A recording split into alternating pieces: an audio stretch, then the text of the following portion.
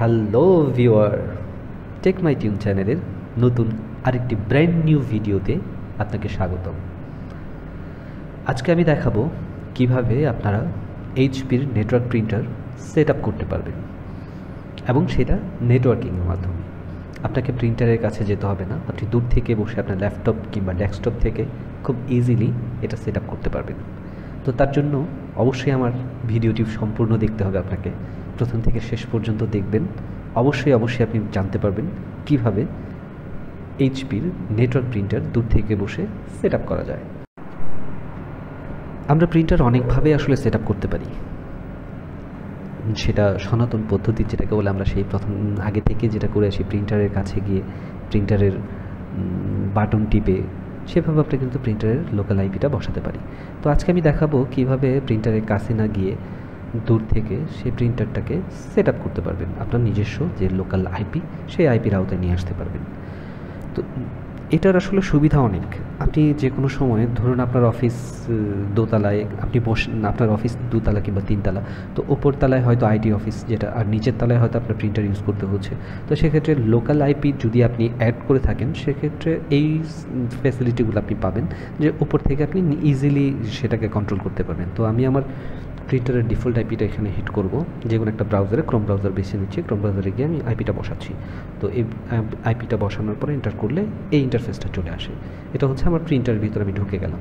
আমার printer interface যেটা, সেটা এখানে দেখতে পাচ্ছি এইচপি LaserJet M402 এটা হচ্ছে আমার প্রিন্টার।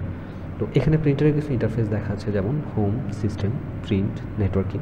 আজকে মূলত আমাদের নেটওয়ার্কিং নিয়েই কাজ।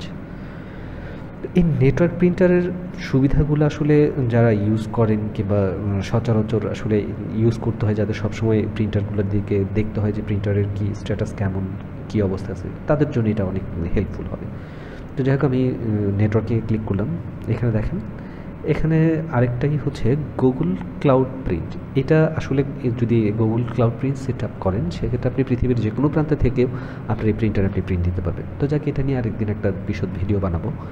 তো আজকের যে মূল এটা, সেটা এখন দেখেন, আমি এটাতে আইপি সেট আপ দিব, আইপিটাকে সেট করবো এই প্রিন্টারটাতে। এখন আমাদের কি করতে হবে, আইপি কনফিগার, IPv4 কনফিগার যেটা, সেটাতে আমরা কনফিগ করবো। তো সেটার জন্য আমি আগে ইন্টারফেসগুলো আপনাদের দেখিয়ে দিচ্ছি। এখানে দেখেন একটা বিশাল ইন্টারফেস চলে আসছে। তো মূলত এটা প্রিন্টারের বিভিন্ন প্রিন্টারের এখন বর্তমান ডিফল্ট আইপিটা, তারপরে প্রিন্টারের ম্যাক অ্যাড্রেস, এসব দেখাচ্ছে এখানে। তো আমি IPv4 কনফিগার করব। তো এখন IPv4 ডাবল ক্লিক করব। এটাতে ডাবল ক্লিক করে এখানে দেখুন, এখানে একটা ইন্টারফেস আসছে IPv4 এনেবল। এখানে দেখেন এটা অটোমেটিক দেওয়া ছিল, অটোমেটিক কী দেওয়া থাকে, ডিএসপি দেওয়া থাকে। এটাকে করতে হবে ম্যানুয়াল করার পর আপনি আপনার লোকাল আইপি, আপনার যে লোকাল আইপি অ্যাড্রেস, সেটা আপনি এখানে বসাবেন। তো আমি আমার লোকাল আইপিটা এখানে বসাচ্ছি 10110, সরি আসলে ভুল টাইপ করে ফেলছি, 101.226.202। তারপর আপনি সাবনেট মাস্ক বসাবেন, সেটা আপনার সাবনেট মাস্কটা আমি আমার সাবনেট মাস্কটা বসিয়ে দিলাম। এরপর তো ডিফল্ট আইপিটা, ডিফল্ট গেটওয়েটা বসাতে হবে। তো আমি আমার ডিফল্ট গেটওয়েটা বসাচ্ছি। ডিফল্ট গেটওয়ে বসিয়ে আমি জাস্ট অ্যাপ্লাইতে ক্লিক করব। ওকে, অ্যাপ্লাইতে ক্লিক করে এখানে দেখেন একটা ইন্টারফেস দেখাচ্ছে, একটা নোটিফিকেশান আসছে। আপনি কি এটা সেভ করতে চাচ্ছেন? তো এখান থেকে আপনি ওকে করবেন। ওকে করলে আপনার এই ফেস্ট। এখন এই ডিফল্ট আইপি যেটাতে আমি প্রথম ঢুকেছিলাম, ঢুকে ব্রাউজার থেকে এই আইপিটা যে হিট করেছিলাম, সেই আইপিতে যদি এখন আমি ঢুকতে চাই, ঢুকতে পারবো না, সেই আইপিটা ভ্যানিশ। এখন সে জায়গায় আমার এই যে লোকাল যে আইপিটা আমি বসিয়েছি, সেই আইপি বসে গেছে। তো এখন এই লোকাল আইপি দিয়ে আমি হিট করব, হিট করলে আমি আমার প্রিন্টারে ঢুকতে পারবো। তো আমি আপনাদের দেখাচ্ছি, এটা কপি করে নিলাম। এখন আমি এখানে এটা হিট করব।